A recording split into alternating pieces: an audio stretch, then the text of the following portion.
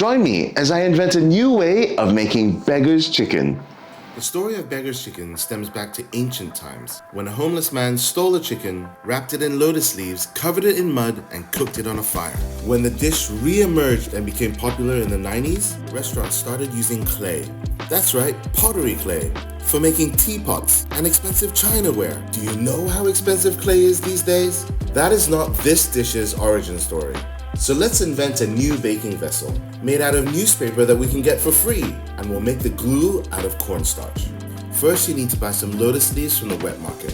Soak them in tap water for about 30 minutes. As that's soaking, put the chicken in a pot and pour some boiling water on top of it. I'm using yellow chicken, and this technique ensures that the chicken skin stays intact even after 4 hours of braising.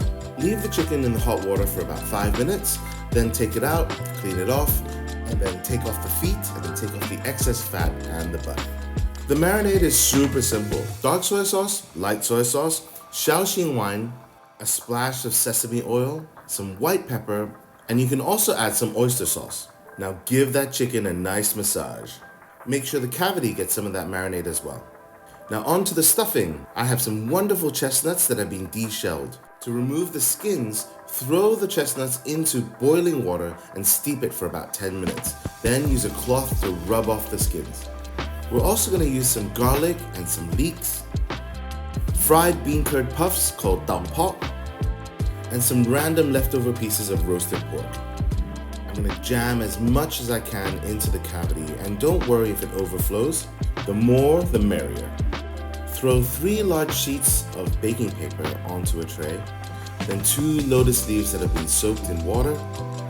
Open that up and place the chicken right in the middle. Now there's no amazing technique that you need to know to wrap this. You just gotta wrap it as best as you can. You can use string if you find that more convenient, but if you wrap it tightly and then you use the baking paper to wrap it again, and then a few layers of foil, you should be okay. Tin foil is great material to keep all the moisture in and keep any of the unwanted flavors from the newspaper out. And now for the glue. Mix some cornstarch with some room temperature water, put it in a pot and bring it to a boil while whisking. Don't worry if it's not a smooth mixture because we're not going to eat it.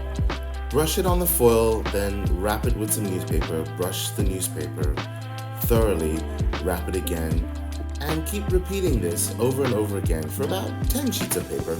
Then when the chicken is beautifully wrapped, brush a final and very thick layer of cornstarch glue all over the package so that it doesn't burn in the oven. Set your oven at 140 degrees centigrade or 285 Fahrenheit and bake for 4 hours.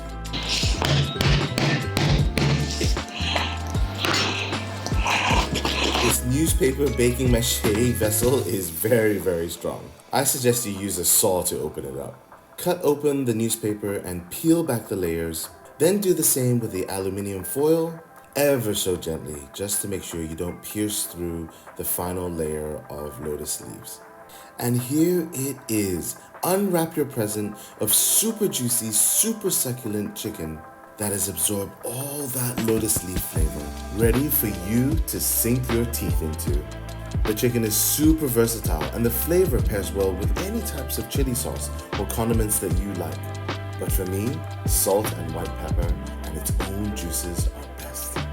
We hope you like this recipe, and if you do, please like this video and subscribe to our channel.